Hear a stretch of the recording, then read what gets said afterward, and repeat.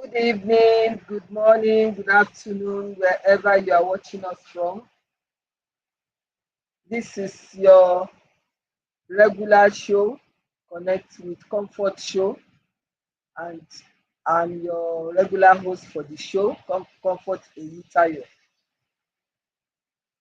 On this program, we aim to add value to people, enterprise, and personal growth.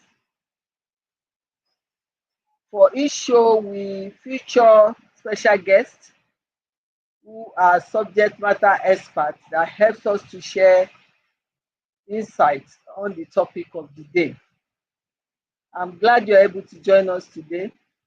You are most welcome.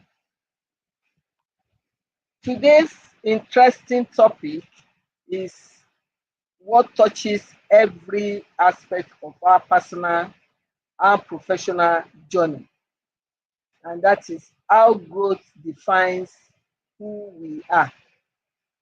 I'll take that again. How growth defines who we are. Growth is more than progress. It is identity in motion. It is the quiet shaping of our values, the refining of our character, and the expanding of our capacity to contribute meaningfully to the world around us. Every experience, whether a triumph that lifts us up or a challenge that stretches us, they play a role in molding who we are ultimately.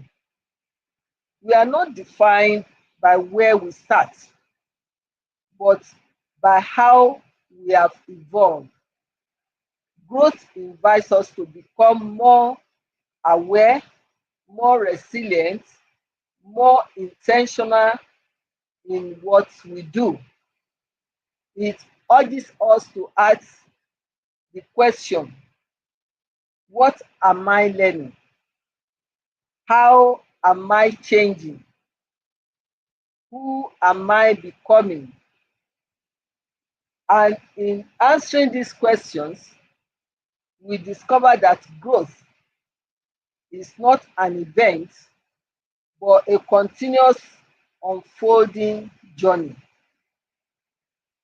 Today, as we explore this topic, I invite us to all look inward and look forward to consider the ways in which growth has shaped our past, how it's influencing our present, and how growth can transform our future. Because in the end, our stories, our impact, and our legacy are all written in the ink of growth. So, I want to thank you once again for joining us, finding time to join us today. We'll be looking at this in greater depth after this time out. Please remain connected. We'll be right back. Thank you.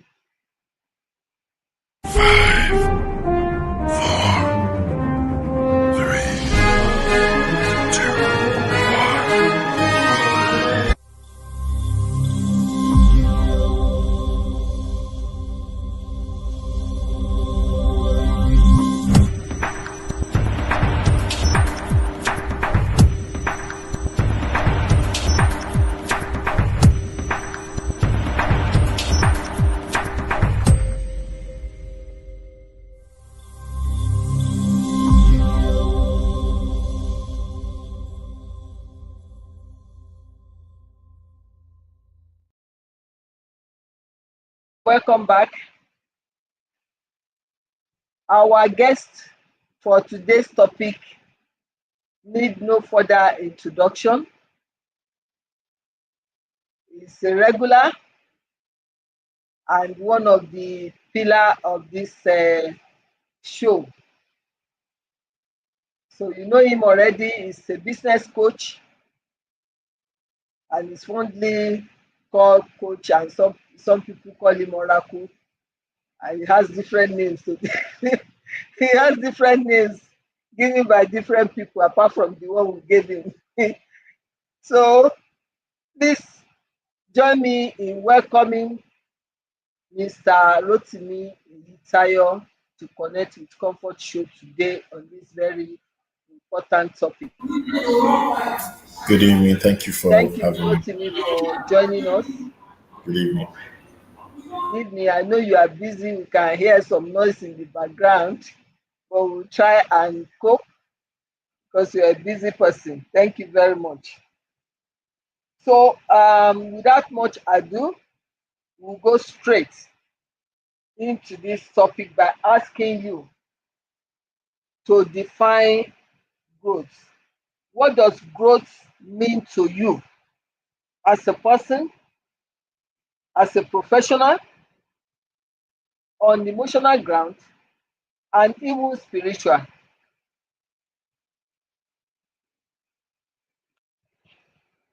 Thank you very much. I'll start by saying that growth for me is an outcome. Growth is an outcome.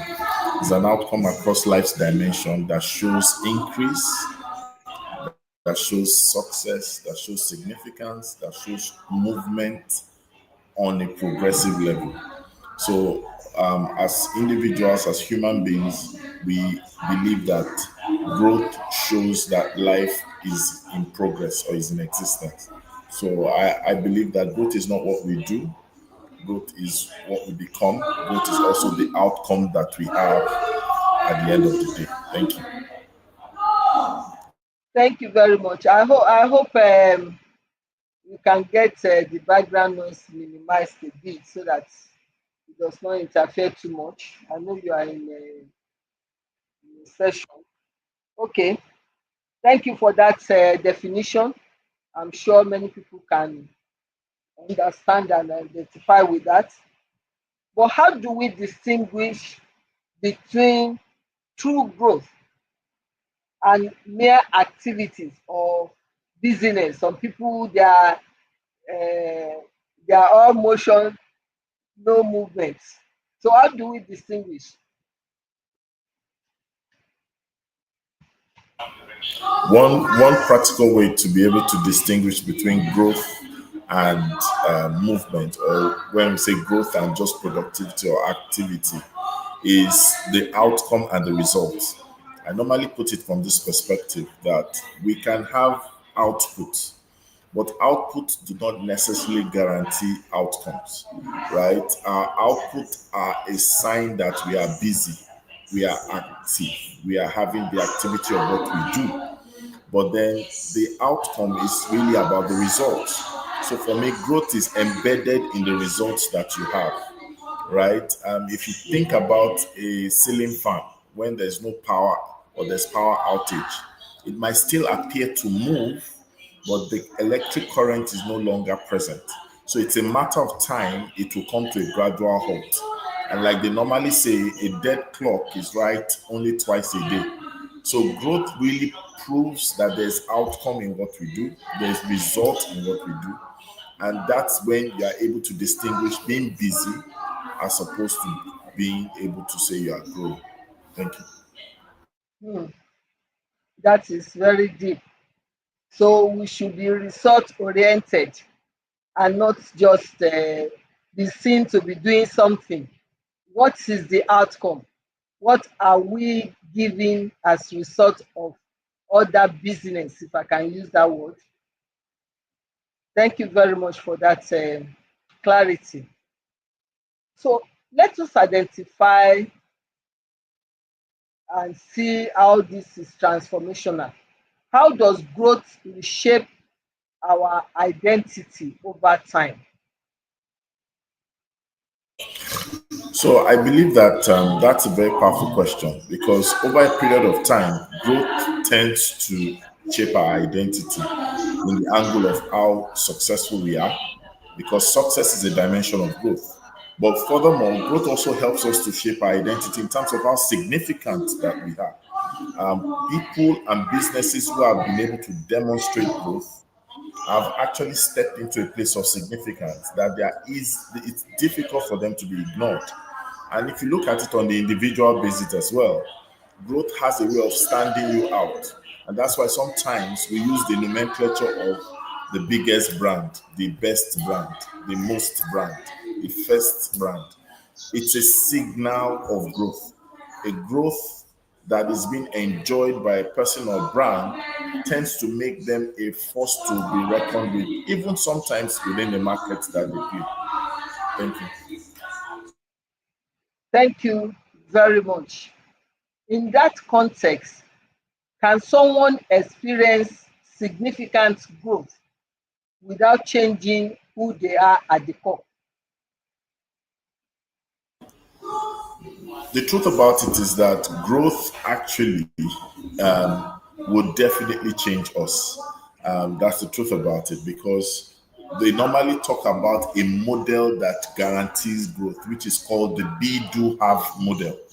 That most of the time, while a lot of us are pursuing trying to have things in life, how to have things in business, we need to understand the cycle of that model says that we need to understand that we need to grow who we are, and it's who we become that affects what we do. Is what we do that guarantees what we have. So they call it the be, do, have model.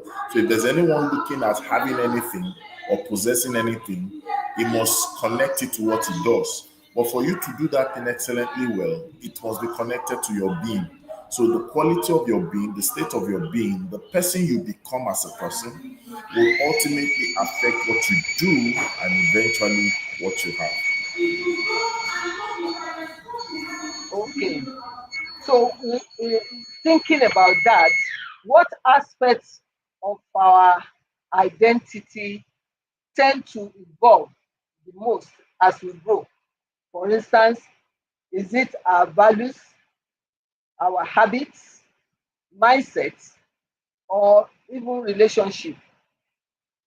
I think our mindset is the very first thing that actually changes because it begins with the mind. We actually say to many people that we look with our eyes, we see with our minds. The moment we begin to see differently, we begin to do differently because our perception tends to create realities for us. So when you think differently, your mindset changes, your disposition to things changes, your mindset to money, your mindset to time, your mindset to people, your mindset to productivity, your mindset about opportunities. You know, when you begin to have such a change in mindset, it begins to define how we respond to things.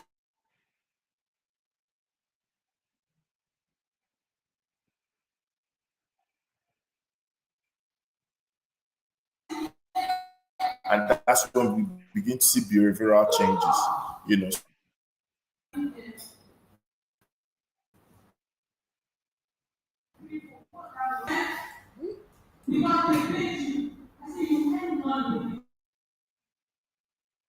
Can you take that the last part of it because the network froze a bit?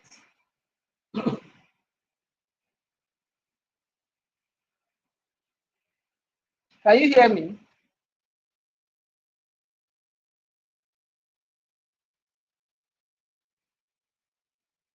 I can't hear you. I can't hear you. You are not audible.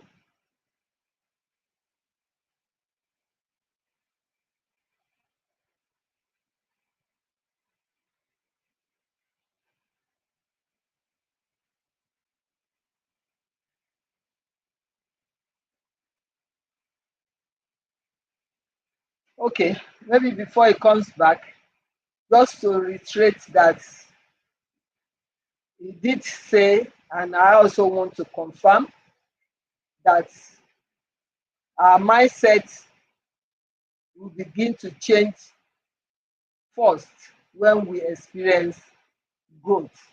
The growth which is going to affect our habits will also influence our mindset.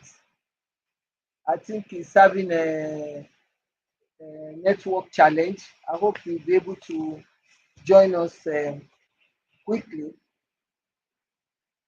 we need to look at how growth can be catalyst for reinvention, discipline, and personal growth. And that's why we are linking it to habits, mindset. Are you graduating? Yes. So Okay. can you hear me? Yeah, we can hear you now. Loud Okay. and clear. So I was saying that the mindset is the very most important thing, the very first thing that changes, and then it gravitates to the disposition of behavior. So when we think differently, we begin to do differently.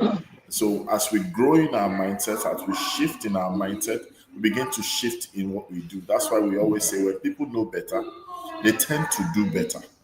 And then we now begin to see other micro levels of changes in our mentality, in our behavior, in the things we do, and the things that we have around us. So the first part is the mindset. I agree. I agree. What usually triggers the most meaningful growth? Is it success, failure, or discomfort?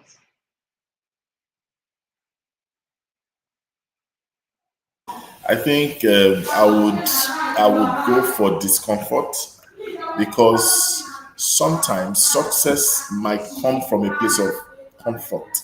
Success can come from a place of satisfaction. And so a lot of people who are already familiar, their reference point, they are always used to succeeding.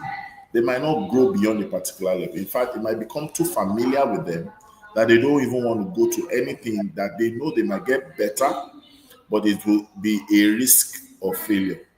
And sometimes failure as good as it is, some of us tend to be very bad in responding to failure. So a lot of times people have checked out of certain things. People have not tried a second time because of failure. But the moment you become become uncomfortable, sorry, the moment you begin to feel discomfort, it begins to cause you to question things. It begins to cause you to feel like moving, and the thing synonymous to fear is immobilization. But the thing synonymous to discomfort is mobilization. So because of the discomfort, you are willing to move. It's just like when you find yourself in a hot environment, right? The discomfort due to the heat causes you to want to find something else to do. You want to expose yourself to somewhere that is windy. So it's the same way. So discomfort most times is a better guarantee to cause people to shift towards growth. Thank you. So, what role does self awareness play in determining how growth affects who we become? Self-awareness is everything. A lot of people don't know that they don't know, and they don't want to help. They don't want to receive help from people who know, and it's as a result of self-awareness. So a lot of times, some people don't even know how bad the situation is until someone is able to open their eyes. So when we begin to become self-aware, we begin to realize that this is where we are right now as a brand, as a person. This is where we ought to go to. So when you see that there's a discrepancy or there's a gap between where you are and where you want to go to, it causes you to be more informed in looking for how to get there. But if you are not even aware that you are in the wrong place, if you are not even aware that you have just used 10% of your capacity, if you are not even aware of the more that is available out there, there's a likelihood that you're going to take the shorter end of the stick. There's a likelihood you're not going to go for that. You're probably even going to settle for less. And that is going to deny you of true growth. So, in other ways, you can become complacent. So, that's something we need to watch out for. In all this, is our environment. When we talk of environment, it can be family, culture, workplace, community, influence our growth trajectory.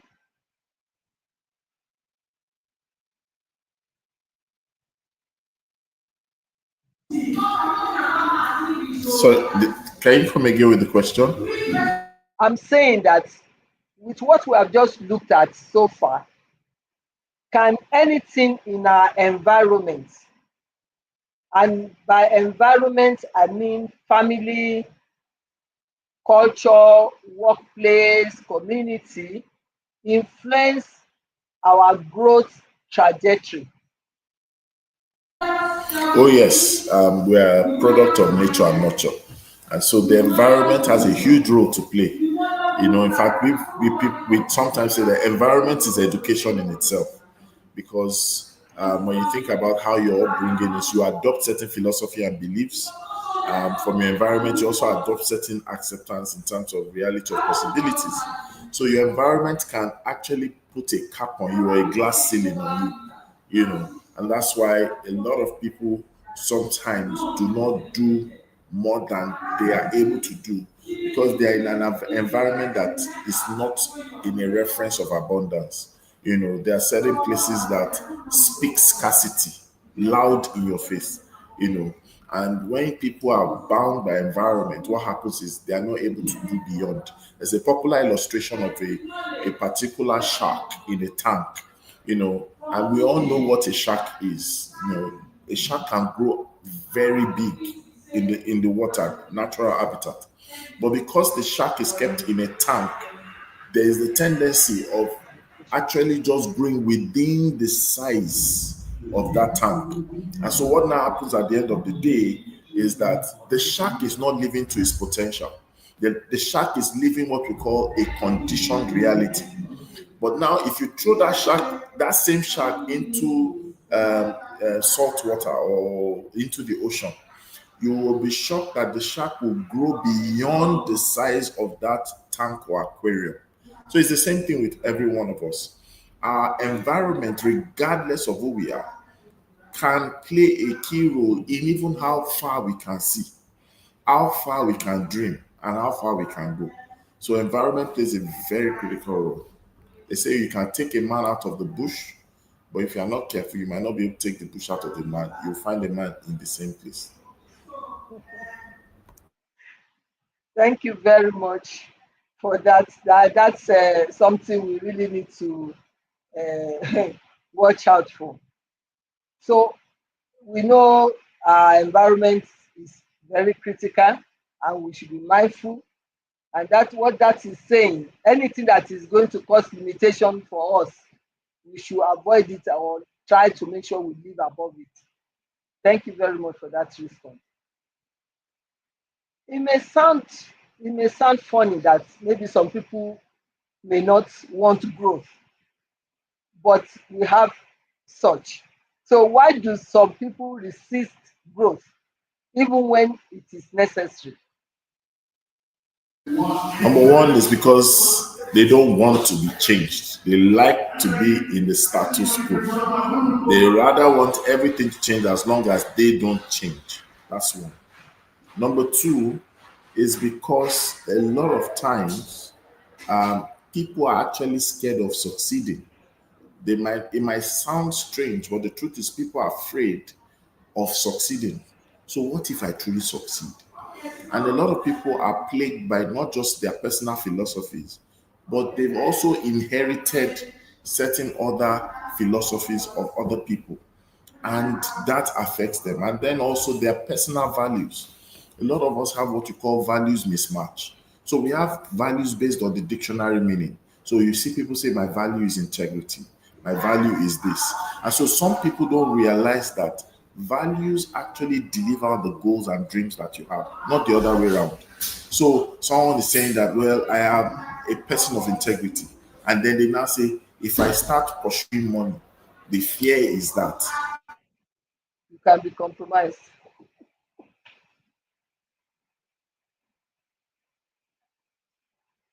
No network.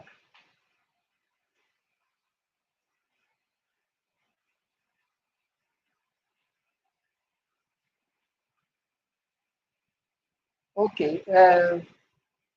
Maybe I can come in there. That perhaps if you are pursuing money, the fear is that you might be compromised along the way.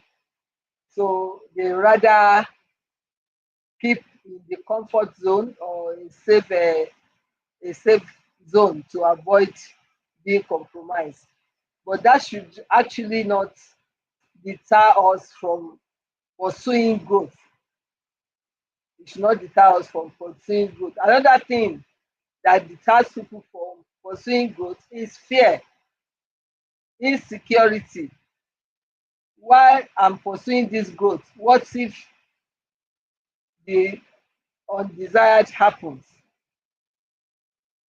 That can make them to limit themselves or keep themselves to status quo, like he said, and not want to move out of their comfort zone. You are welcome back. It's like the network is dealing with us. You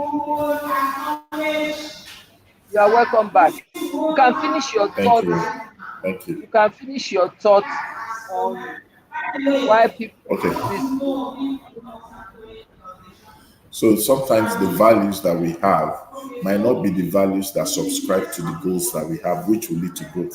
So I was making an example of people who say they are people of integrity, and because they don't understand that they need to school themselves with the values that they have. Integrity will not cause you to integrity should not be the reason why you shouldn't pursue having money or being wealthy. But a lot of people think that, oh, integrity means you don't want to get, if you try to make money, you will lose your integrity, and that means they have a wrong perception, and so they are dealing with what we call means goal versus end goal, and they are looking at it, and that's why a lot of people believe that anybody that is rich, they feel that is doing something shady. Unfortunately, that now causes them not to go as far than the barest minimum. Well, I can have what I can eat, what I can use to clothe myself, I'm fine. Unfortunately, they now deny themselves of growth. So, and this a lot of times find out that many people are in this category where they are having a philosophy hinged on the wrong values and now affects them for pursuing what they even know is growth. Okay. So, but yes, you have explained and why people should not be deterring themselves from growing. Can growth ever lead us in the wrong direction? It's a very tricky question. Growth will not lead us in the wrong direction, but with growth will come the challenge of choice, and our choices will lead us in the right or wrong direction. Because growth in itself is an outcome. Becoming powerful, becoming a leader, becoming influential, getting a profitable business, they are all outcomes. But the choices we make with such outcomes can now lead us into Wrong wrong direction. things. So we can make choices that can harm us. We can make choices that can harm the brand. We can make uninformed choices. We can make uncalculated decisions. And those things lead us in the wrong direction. But growth in itself doesn't necessarily lead us in the wrong direction. It's just an outcome. So, how do we ensure that growth that we pursue aligns with our values and long-term purpose?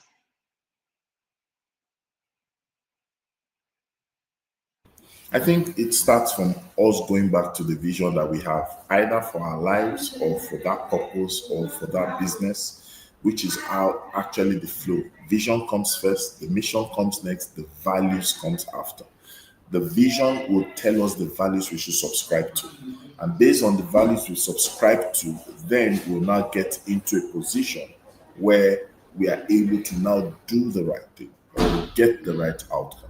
And then we're not having ourselves in a wrong position.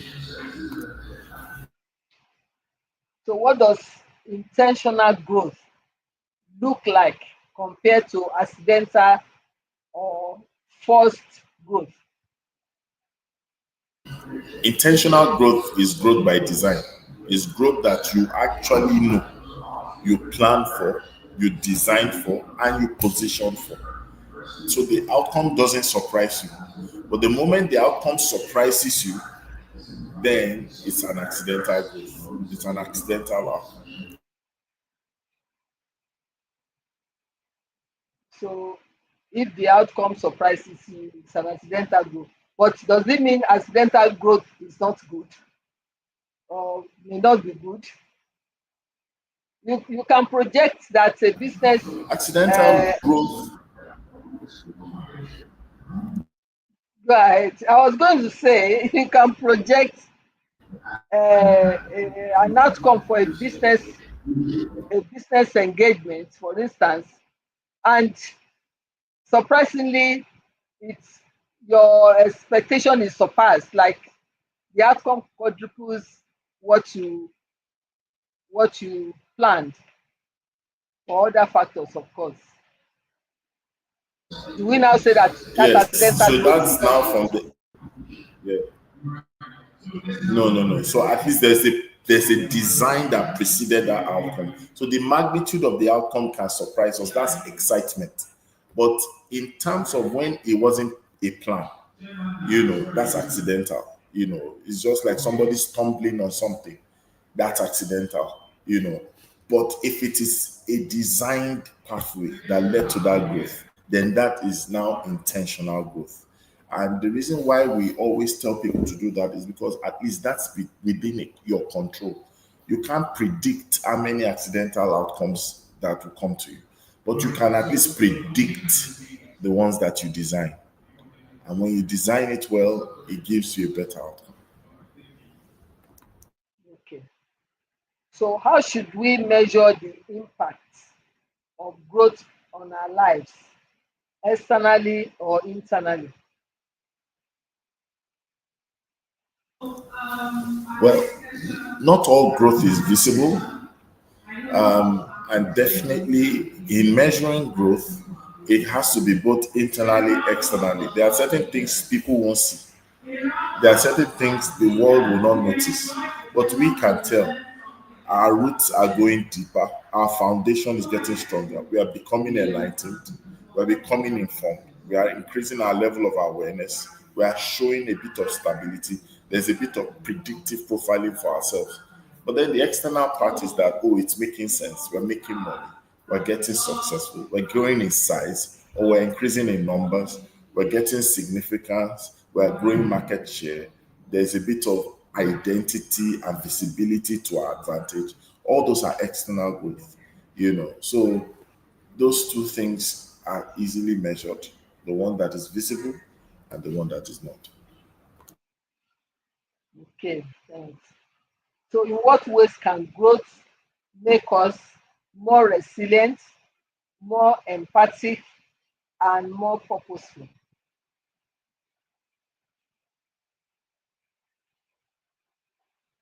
In what ways growth can make us more resourceful or purposeful? More resilient, more empathic, Okay. and more purposeful. So they normally say success leaves clues. So by the time we are growing in tend to for a future expectation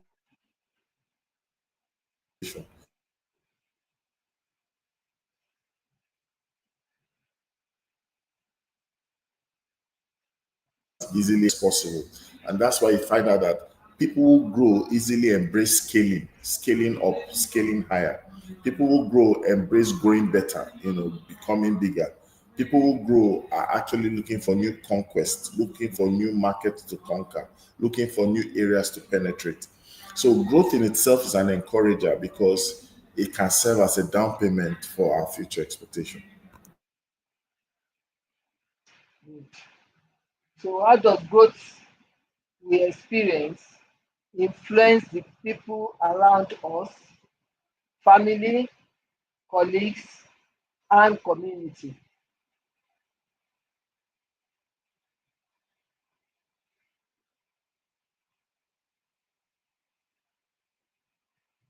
Did you get that?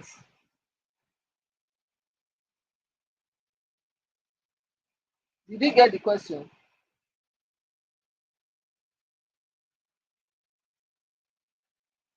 Did you get the question?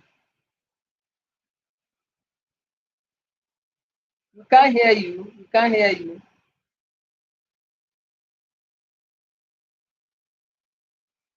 Audio, please.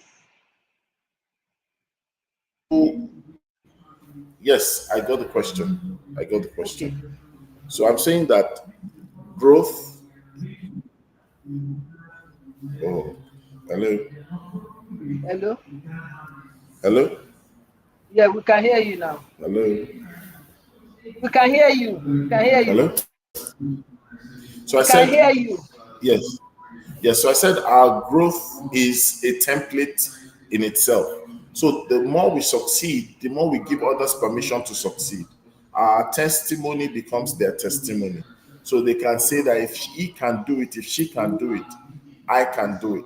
So it becomes people's reference point. The more we begin to see ourselves grow, family, friends, members of our family, friends, social circle tend to begin to get the opportunity to see it's possible. Mentorship sometimes can start from there. And in some cases, our growth can give us the position to be of help, either financially or career wise, to the people coming after us. So, growth is a multiplier in itself. It can cause us to accelerate others because we know the shortcuts now. It can also cause us to amplify others as well. Thank you. Okay. So, in what ways does personal growth contribute to our legacy and how we are remembered?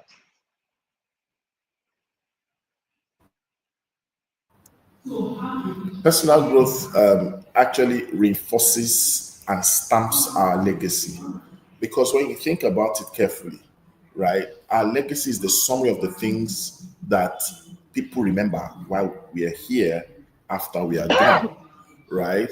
Whether it's positionally or in existence. So, consistency in personal growth helps the story to end in a positive chapter as opposed to a retrogression. It's not going to be a story that you hit the climax, then you now go anti-climax. But when people consistently grow, it gives them the opportunity to sign off on their legacy. That this person came, this person saw, and this person conquered. But once the person declines, it means that the person came, the person saw, the person probably tried to conquer, or even conquered, the person stopped, the person declined. That's not a good chapter for anybody. It's not a good chapter for any brand. It's not a good chapter for the end of life. It's not a good chapter to transition into another thing. But if you come and you saw, if you came and you saw and you conquered, it means that the end was not an end. The end just ended the person's phase of growth. And that in itself consolidates legacy. Fantastic. I think it ties nicely with the saying that growth is an ongoing journey, not a destination. What will you comment on that? Yes, growth is a journey. Why I said that is number one, science backs that statement that anything that is not growing is dying. That's one. Two, because the journey is a work in progress. We learn as we grow. We grow and we learn. And as we grow, we begin to sow seeds, we begin to move on towards a possible harvest. So when we think about it from that perspective, we begin to realize that the end is not just the goal is growth because the journey we meet people, we meet obstacles, we face challenges, we surmount challenges, we help on the way, we grow on the way, we learn on the way, we learn together, we share together, and we grow together. So when we have that mindset and disposition, we're able to be very intentional to enjoy the journey along the way. So we don't miss teachable moments, we don't miss learning points, we don't miss turning points as well at the end of the day. Okay. So if you are going to share with us a typical life example of what this topic really means, what would that be? Oh, fantastic. I would use my personal experience in terms of being a trainer and a public speaker. I, I definitely had a beginning. Each time I was going to present or train in public, the pressure of preparation was there. You know, the expectation, the concern of audience reaction, the possibility of, learning outcomes and all those things. It was thorough. You probably almost will fast and pray before a speaking engagement. But over time, right, I haven't gotten to know the dynamics and the science of presentation. I haven't gotten to know how to master my subject. I haven't gotten to be able to also get into an area of domain and expertise. I haven't grown in profile and I haven't tried several audiences. It gave me more confidence to know that I can create a craft as opposed to pursue an activity. And then being able to do that, I've been able to gain subject matter expertise. That when I'm given opportunity to speak, preparation is not worrisome. Preparation is not burdensome. And sometimes you speak effortlessly. The butterflies are sometimes never even there. If at all they come, it's just for seconds. And then you can speak already seeing the end at the mind. Sometimes I speak with the main idea of, oh, am I speaking to persuade? Am I speaking to inform? Am I speaking to engage? And I can flow through the different audience and get to see. And when I look back, I see I have grown. And that growth has also stamped an identity where people now just look at me as someone that is a wannabe. They are not taking me as someone that is an expert. And it's giving opportunity for more frontiers, higher level, higher audiences, and of course, better income. So that journey just shows that growth really defines us. So before now, you would have said a speaker, but now they would have said, oh, the speaker. Before you would have said a guest, but now it's now the special guest. Before they would have just said, oh, Rotimi Itayo, but now the appellation matters. Either you say the courage coach or the business strategist or the growth expert. So it is an evidence of Or the growth. oracle? Yes, the oracle. You didn't know that I heard that. Okay. Thank you very much. What would your parting shot be on this topic? You've actually shared great insight on it. What My would your parting, parting shot be?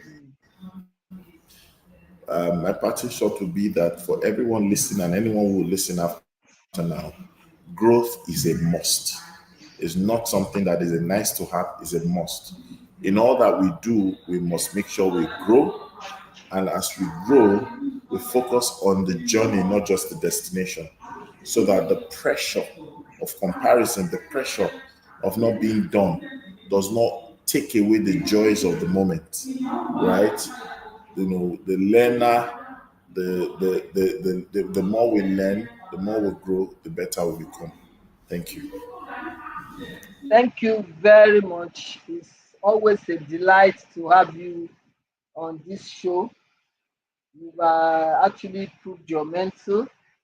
You shared great insights into the topic at hand, and we are very grateful. While we were on, we had some people join us, our regulars. Ibukun Olu joined us from Lagos here. Taiwo Ojo, our regular audience, joined us from Abuja. Perhaps if there are other names that I have not been able to pick, I appreciate you all for joining. I hope we have been able to make an impact. You'll be able to learn one or two new things from this session. And we are grateful to our special guest, the coach, for doing what he knows how to do best, sharing great insights. into the topic at hand. So, as we draw this conversation to a close, one truth stands clear: growth is not an event, it is a journey that continually shapes, refines, and redefines who we become. You have been told it's not a destination, it's a journey. In every season of our lives, growth whispers an invitation to stretch beyond comfort, to question our limits, to embrace change, not to rely on status quo, and to pursue excellence with courage. Growth defines who we are because it reveals what we value. It shows whether we choose resilience over retreat, learning over stagnation, and purpose over convenience. It uncovers our true character, strengthens our convictions, and equips us for the demands of a world that is constantly shifting. As we live here today, may we commit to becoming intentional gardeners of our own lives, nurturing our potentials, pruning our weaknesses, and celebrating every milestone, no matter how small they are. May we continue to evolve, to aspire, and to step boldly into the versions of ourselves that our future requires. As we grow, may we illuminate the path for others, proving that growth is not just personal, it is transformational. Once again, I would like to appreciate all our online audience for spending time to connect with us today for this enlightening session on how growth defines who we are. I hope you have all enjoyed today's episode. If so, please remember to subscribe to my YouTube channel, Comfort Eyitayo. Once you have subscribed, please turn on the notification button, like and share our videos. Stay updated with information about upcoming events, solutions, and offers on my Instagram account at Comfort Eyitayo, as well as my Facebook account at Comfort Eyitayo. Till I come your way again, let us remember that the true measure of a person is not where they stand today, but how far they are willing to grow tomorrow. Do have a blessed new week. See you next time on Connect with Comfort Show.